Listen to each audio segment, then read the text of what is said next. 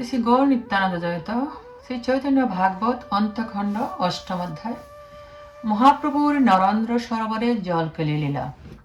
এই অধ্যায়ে বর্ণনা করা হয়েছে যে শ্রী জগন্নাথ দেবের রথযাত্রা কাল উপস্থিত হলে শ্রী চৈতন্য মহাপ্রভুর আদেশানুসারে রথযাত্রা দর্শনের জন্য গৌরদেশ হতে ভক্তগণ নীলাচল অভিমুখে যাত্রা করলেন।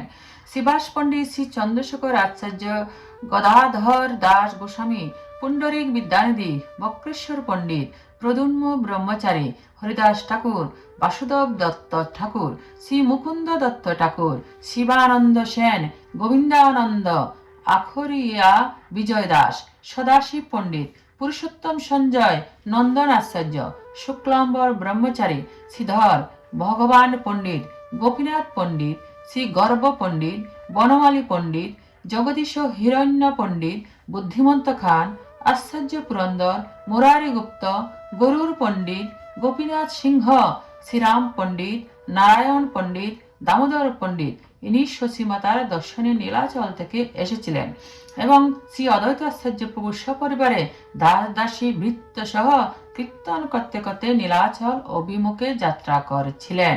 শ্রী অদ্বৈত আচার্য প্রভু শ্রী চৈতন্য মহাপ্রভুর ভিক্ষার জন্য প্রভুর প্রিয় বিভিন্ন সামগ্রী বহন করে নিয়ে চললেন। কমলপুরে শ্রী জগন্নাথ দেবের মন্দিরে ধ্বজা দর্শন করে ভক্তগণ দণ্ডবত প্রণাম করলেন। এদিকে শ্রী অদ্বৈত আচার্য সহ ভক্তগণের আগমন বার্তা পেয়ে শ্রী চৈতন্য মহাপ্রভু তাদের অভ্যর্থনার জন্য কটক পর্যন্ত মহাপ্রসাদ পাঠিয়ে দিলেন এবং স্বয়ং নীলাচলে স্থিত সমস্ত ভক্তবৃন্দের সঙ্গে 18 নালা পর্যন্ত অগ্রসর হয়ে ভক্তবৃন্দকে অভ্যর্থনা করলেন। 18 নালার শ্রী অদ্বৈত আচার্য প্রভুর গোষ্ঠী ও শ্রী চৈতন্য মহাপ্রভুর গোষ্ঠীর মহামিলন হলো। তারপর মহাপ্রভুকে সম্মুখে রেখে ভক্তবৃন্দ মহাসংকীর্তন করতে করতে নরেন্দ্র সরোবরের তীরে এসে উপস্থিত হলেন। দৈবক্রমে সেদিন নরেন্দ্র সরোবর ছিল শ্রী গোবিন্দ ও শ্রীরামকৃষ্ণের শ্রী জগন্নাথ বলদেবের চন্দন যাত্রা মহোৎসব। শ্রী গোবিন্দ শ্রীরামকৃষ্ণকে শ্রী জগন্নাথ বলদেবকে নিয়ে নরেন্দ্র সরোবরে নৌকা বিহার উৎসব আরম্ভ হলো। মহাপ্রভু ভক্তবৃন্দ জগন্নাথের ভক্তগোষ্ঠী একত্রে কীর্তনে মুখরিত হলেন। শ্রী গোবিন্দ ও শ্রীরামকৃষ্ণের জগন্নাথ ও বলদেবের নৌকা বিলাস দর্শন করার জন্য শ্রী চৈতন্য মহাপ্রভু ভক্তগণ সহ নরেন্দ্র সরোবরের জলে ঝাঁপ দিলেন। ভক্তবৃন্দের সঙ্গে মহাপ্রভু নানাবিধ জলক্রীড়া করতে লাগলেন। নৌকা বিহার চলাকালীন যদিও বহু বিষয়ী সন্ন্যাসী ব্রহ্মচারী জলে ক্রীড়া করছিলেন, কিন্তু শ্রী চৈতন্য মহাপ্রভুর মায়ার প্রভাবে কেউ শ্রী চৈতন্য ভক্ত গোষ্ঠীর মধ্যে প্রবেশ করতে পারলেন না। একমাত্র অহৈতুকী সেবা প্রবৃত্তির দ্বারায় শ্রী চৈতন্য মহাপ্রভুর কৃপা লাভ করা যায়। বিদ্যাদান তপস্যার দ্বারা তা লাভ করা যায় না। মায়াবাদী দাম্ভিক সন্ন্যাসীগণ অধিকাংশ সময় অপাকৃত অকৃত্রিম হরিনাম সংকীর্তনের মহিমা বুঝতে না পেরে ধর্ম পরিত্যাগের জন্য নিন্দা করে অধঃপতিত হয়।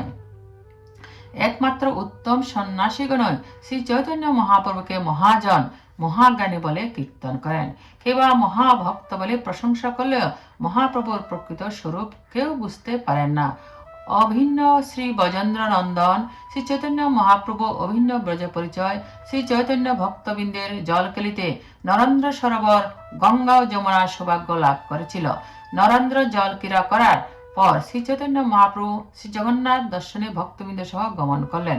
সচল অচল জগন্নাথকে যুগপৎ দর্শন করে ভক্তবৃন্দ পুনঃ পুনঃ দণ্ডবত প্রণাম করলেন।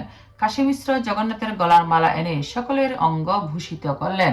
শিক্ষা গুরু লীলা ভগবান শ্রী চৈতন্য মহাপ্রভু মহাভক্তি সহকারে প্রসাদী মালা বরণ লীলা প্রদর্শন করলেন। শ্রী চৈতন্য মহাপ্রভু তদীয় সেবক বৈষ্ণব তুলসী গঙ্গা ও প্রসাদের ভক্তি অবগত আছেন। বৈষ্ণব ভক্তি শিক্ষা প্রদানের জন্য শ্রী চৈতন্য মহাপ্রভু পরমহংস বৈষ্ণবের প্রতি দণ্ডবত প্রণাম লীলা প্রদর্শন করলেন। সন্ন্যাস আশ্রম যাবতীয় আশ্রমের মধ্যে সর্বোপরি অবস্থিত।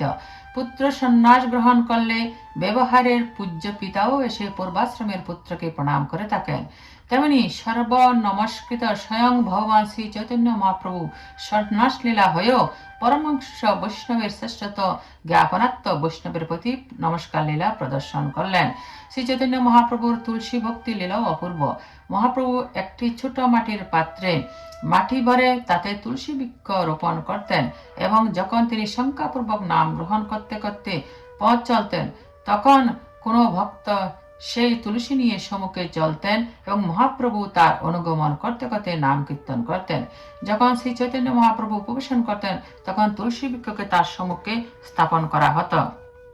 তুলসী দর্শন করে সংখ্যাপূর্বক নাম জপ করতেন। শ্রী চৈতন্য মহাপ্রভু বলেছেন যে মাছ যেমন জল ছাড়া বাঁচতে পারে না, তেমনি তিনিও তুলসী ছাড়া বাঁচতে পারেন না। শিক্ষাগুরু নারায়ণের এই শিক্ষা যারা অনুসরণ করেন না এবং নিষ্কপটে বৈষ্ণবের আনুগত্য স্বীকার করে না, তাদের কোনোদিন মঙ্গল হয় না। মহাপ্রভু শ্রী জগন্নাথ দর্শন করে নিজের বাসস্থানে ফিরে গেলেন। যে ভক্তের যেরূপ বাসনা বাঞ্ছা কল্পতরু ভগবান সেইভাবে সেই ভক্তের সঙ্গে ব্যবহার করেন। শ্রী চৈতন্য মহাপ্রভু ভক্তগণকে নিজ পুত্রে নিয়ে স্নেহ করে নিকটে রাখতেন এবং ভক্তগণ নিরন্তর সেবানন্দে মগ্ন ছিলেন। গৌর দেশেও নীলাচলবাসী বৈষ্ণবরা প্রাদেশিকতার বিচার না করে একত্রে হরিনাম সংকীর্তন করতেন। মহাপ্রভুর কৃপায় সমস্ত মানুষেরা শ্বেতদ্বীপ নিবাসী বৈষ্ণবগণের দর্শন লাভ করেছিলেন। বৈষ্ণবগণ বস্তুতপক্ষে ভগবানের পার্ষদ। ভগবান যখন অবতীর্ণ হন তখন তাদের সঙ্গে করে আবির্ভূত হন।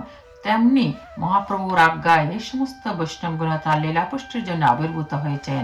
সুতরাং বৈষ্ণবের জন্মাদি লীলা কর্মফলের দরুন নয়, বৈষ্ণবগণ ভগবানের ইচ্ছায় এই জগতে আবির্ভূত হন এবং ভগবানের ইচ্ছায় অপপ্রকট হন। মঙ্গলাচরণ। জয় জয় মহাপ্রভু শ্রীকৃষ্ণ চৈতন্য, জয় জয় নিত্যানন্দ ত্রিভুবন ধন্য। ভক্তকুট ভক্ত গোষ্ঠী সহিত গৌরাঙ্গ জয় জয়, শুনিলে চৈতন্য কথা ভক্তি লভ্য হয়।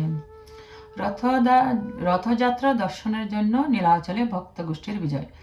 এবে শোন বৈষ্ণব সবার আগমন, আশ্চর্য গোসাই আদি যত ভক্তগণ। শিরত যাত্রা রাশি হইল সময়, নীলাচলে ভক্ত গোষ্ঠী হইল বিজয়।